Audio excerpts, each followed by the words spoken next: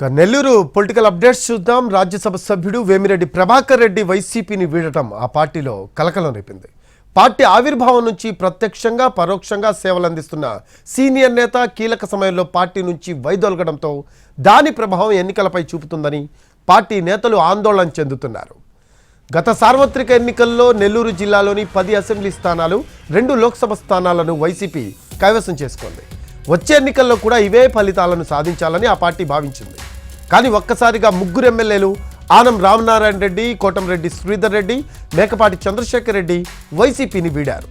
అనంతరం పార్టీని ఒక తాటిపైకి తెచ్చేందుకు నేతలు కృషి చేస్తున్న తరుణంలోనే వైసీపీకి వేమిరెడ్డి దూరం కావడం ఆ పార్టీ నేతలు కార్యకర్తలను కలవరపరుస్తోంది.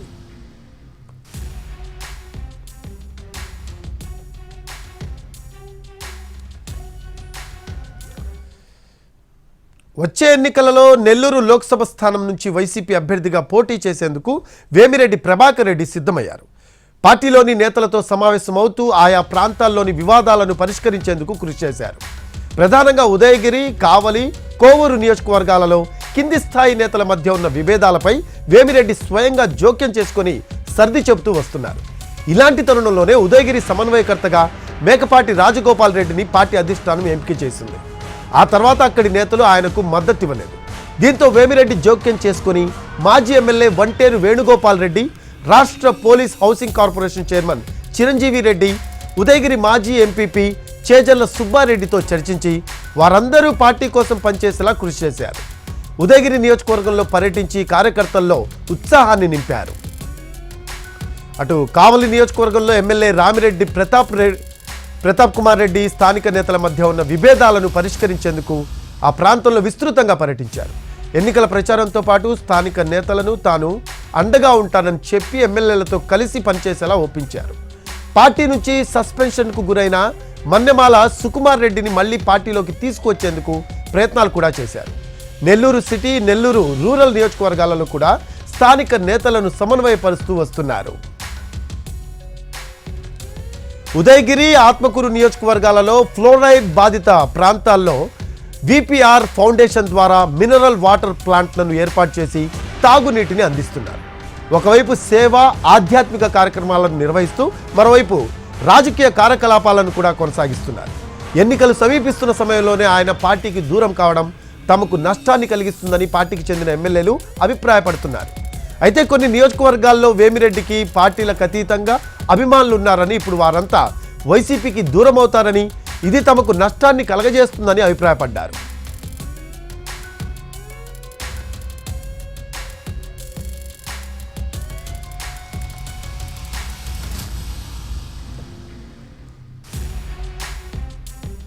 వైసీపీ జిల్లా పార్టీ అధ్యక్షుడిగా ఉన్న వేమిరెడ్డి పార్టీ కార్యకలాపాలను కూడా చురుగ్గా కొనసాగించారు.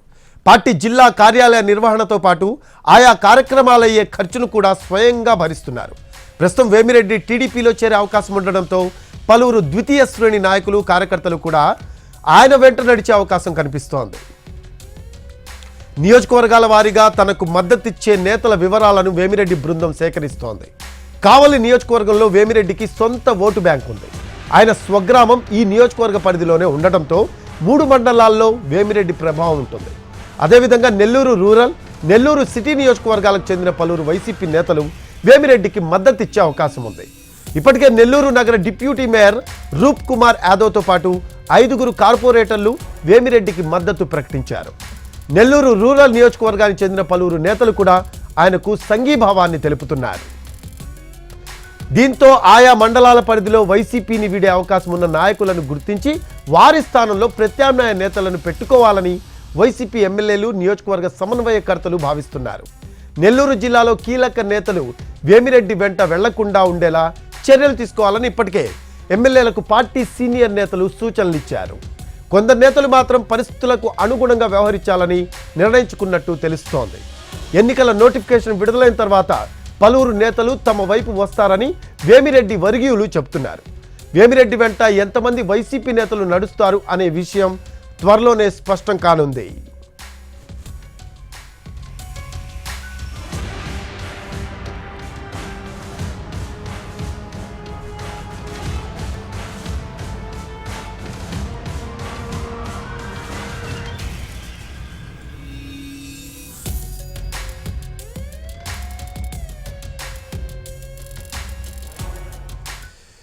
ఇక దీనికి సంబంధించిన మరింత సమాచారం నెల్లూరు నుంచి మా కరెస్పాండెంట్ అమర్ అందిస్తారు.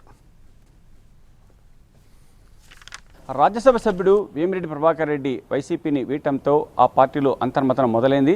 ప్రధానంగా వేమిరెడ్డి వెళ్ళిపోవడం వల్ల పార్టీకి ఏ మేర నష్టం జరుగుతుందనే విషయం మీద కూడా జిల్లా నేతలంతా కూడా చర్చించుకున్న పరిస్థితి. ప్రధానంగా మనం గమనిస్తే వైసీపీ ఆవిర్భావం నుంచి కూడా వేమిరెడ్డి పార్టీకి ప్రత్యక్షంగా పరోక్షంగా అండగా ఉంటున్నారు. 2018లో ఆయన జగన్ నిర్వహించిన పాదయాత్రలో ఆయన కలిసి పార్టీలో చేరారు. అంతేకాకుండా కూడా ఆ సంవత్సరమే ఆయన రాజ్యసభ సభ్యుడు కూడా అయ్యారు. అప్పటి నుంచి కూడా జిల్లాలో జరుగుతున్న పార్టీ కార్యకలాపాల్లో చాలా చురుగ్గా వ్యవహరిస్తున్నారు. 2024 ఎన్నికలకు సంబంధించి ఆయన లోక్సభకు పోటీ చేయాలని చెప్పి ముఖ్యమంత్రి జగన్ ఆదేశించడంతో అందుకు రంగం సిద్ధం చేసుకున్నారు. లోక్సభ నియోజకవర్గ పరిధిలోని అసెంబ్లీ సెగ్మెంట్స్కి సంబంధించి అక్కడ ఉన్న పార్టీ పరిస్థితిని కూడా ఆయన స్వయంగా అధ్యయనం చేశారు. ఉదయగిరి, కావలి, నెల్లూరు సిటీ నియోజకవర్గాలకు సంబంధించి పార్టీలో కొన్ని విభేదాలు ఉండడంతో నేతల మధ్య వాటన్నింటి కూడా సర్దుబాటు చేసేందుకు కూడా తీవ్రస్థాయిలో ప్రయత్నాలు చేశారు. ఉదయగిరికి సంబంధించి అక్కడ ఉన్న ఎమ్మెల్యే మేకపాటి చంద్రశేఖర్ రెడ్డిని వైసీపీ అధిష్టానం సస్పెండ్ చేయడంతో ఆయన సోదరుడైన మేకపాటి రాజగోపాల్ రెడ్డిని సమన్వయకర్తగా నియమించింది. కానీ ఆయన నియామకాన్ని అక్కడ స్థానిక నేతలు తీవ్రస్థాయిలో వ్యతిరేకించారు. ప్రధానంగా మాజీ ఎమ్మెల్యే వంటేరు వేణుగోపాల్ రెడ్డితో పాటు చేజర్ల సుబ్బారెడ్డి, రాష్ట్ర police housing corporation chairman Chiranjeevi రెడ్డితో పాటు ఇతర నేతలంతా కూడా వ్యతిరేకించిన అప్పటికీ వాళ్ళంతా కూడా ఆయన కార్యక్రమాలు దూరంగా ఉంటున్నారు. కానీ వేమిరెడ్డి లోక్సభ పోటీ చేస్తున్నానని చెప్పడంతో ఆయన ఆ నియోజకవర్గానికి వెళ్లి ఆ నేతలందరినీ కూడా కలిపి ఒక ఏకతాటిగా కూడా పనిచేయాలని చెప్పి కూడా సూచించిన పరిస్థితి. దాదాపు 3 సార్లు ఆయన ఉదయగిరిలో పర్యటించారు. అదేవిధంగా కావల్లో కూడా ఎమ్మెల్యేతో పాటు స్థానిక నేతలకు కూడా విభేదాలు ఉన్నాయి. ఆ విభేదాలను కూడా సర్దుబాటు చేసుకుంటూ వస్తున్నారు. నెల్లూరు సిటీ నియోజకవర్గం సంబంధించి కూడా ఎమ్మెల్యే అనిల్ కుమార్ యాదవ్ను వ్యతిరేకిస్తున్న నేతలను కూడా ఆయన కలుపుకొని అందరూ కూడా కలిసికట్టుగా పనిచేయాలని చెప్పి కూడా పలు సమావేశాలు నిర్వహించారు. అంతేకాకుండా కూడా గూడూరు, వెంకటగిరి, సుళ్లూరుపేట నియోజకవర్గాల్లో కూడా ఆయన వైసీపీ నేతలతో సమావేశమవుతూ వచ్చే ఎన్నికల్లో కూడా గత ఎన్నికల మాదిరిగానే 10కి 10 అసెంబ్లీ సీట్లు, 2 లోక్సభ సీట్లు కూడా గెలిపించాలని చెప్పి కూడా నేతలందరూ కూడా చెప్పారు.